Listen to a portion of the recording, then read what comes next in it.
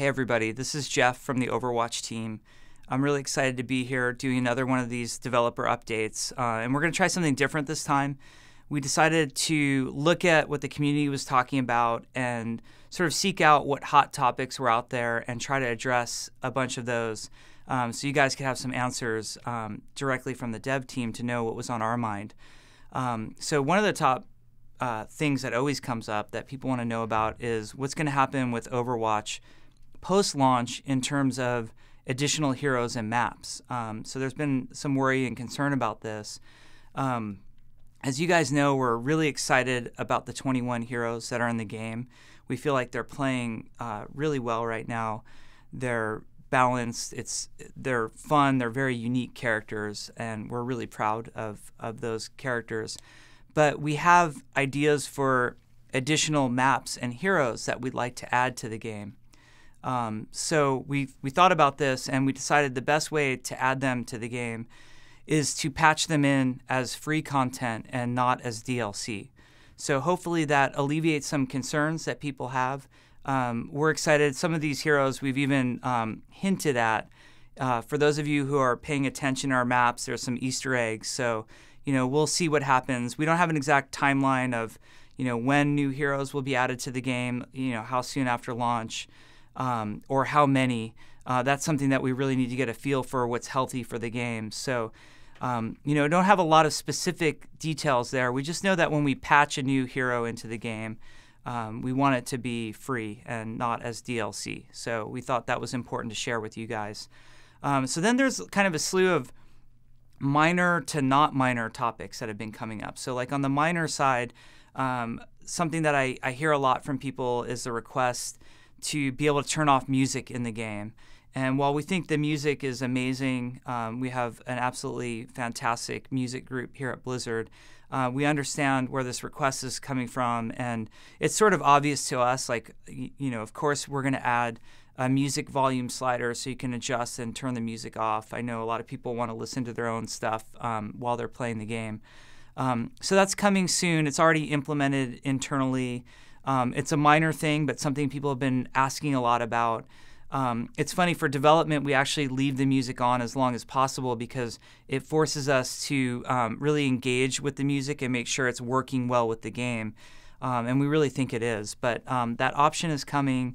We've also seen, while I'm talking about sound options, we've seen a request for Overwatch to have the sound working in the background. So if you're playing on PC and you're alt-tabbed out, all the other Blizzard games have this option. We'll be adding it into Overwatch very soon, so you'll have that option as well. Other stuff that's being discussed a lot lately, there's a desire when combat is happening to have more awareness of who's alive and dead. Of course, this information's on the tab screen when you press tab and look at the score screen right now. You can see who's alive and dead. But players really want that real-time information, with every kill to know, when exactly did a player die. For those of you really familiar with the FPS community, this is commonly known as a kill feed. This is something that we've been talking a lot about internally. We don't have a strong resistance to it. There's not some deep philosophical reason why it's not there right now. It's just not a feature we've gotten to. But it is a feature we plan to add. We've had some debate on the development team of exactly how and where to add it and how much information it needs to have. If we put too much information, it's not super useful for somebody real time as combat's happening. If we don't put enough information, it's not giving people what they need. So it's going to take us a little while to iterate and figure out exactly what we want for a kill feed, but something like that is on its way. The other thing we've heard discussed a lot are the end of round cards that are there.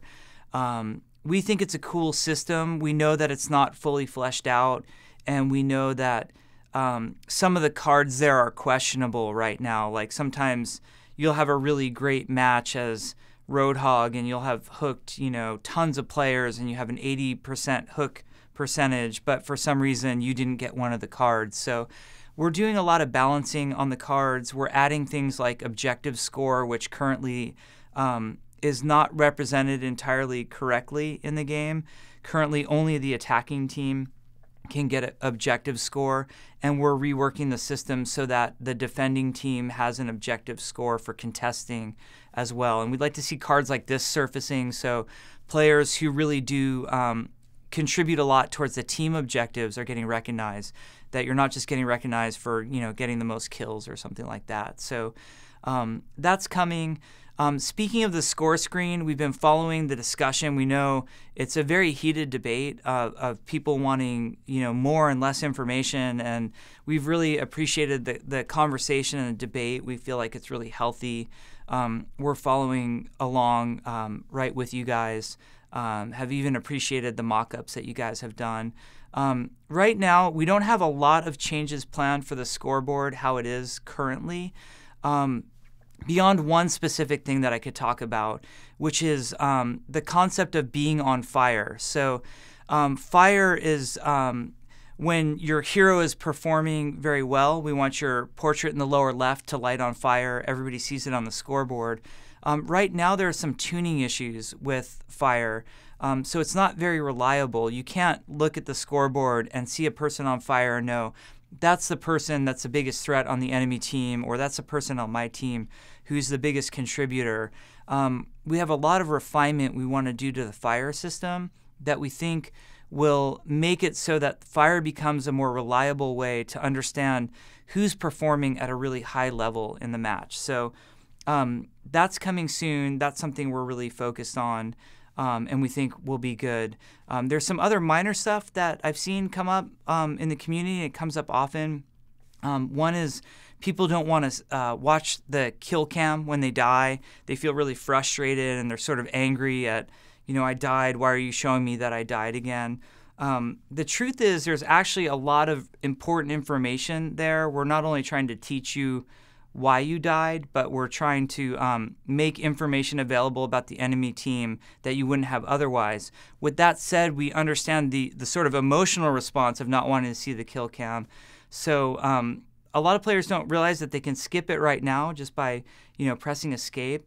But we'll also make it an option in our options menu to always skip the kill cam. So if you never want to see it, you never have to see that humiliating death ever again, we won't be playing it back for you. So just wanted to share, sort of out of time right now, but wanted to share a mix of things that we're working on, some really important and significant and some more on the minor side. But just know that we're paying a lot of attention to what you guys are talking about when it comes to Overwatch, and we want to make sure to have specific, concrete answers to you. So no matter how sort of big and important the topic is, we'll try to address it, as well as some of these more minor tactical details.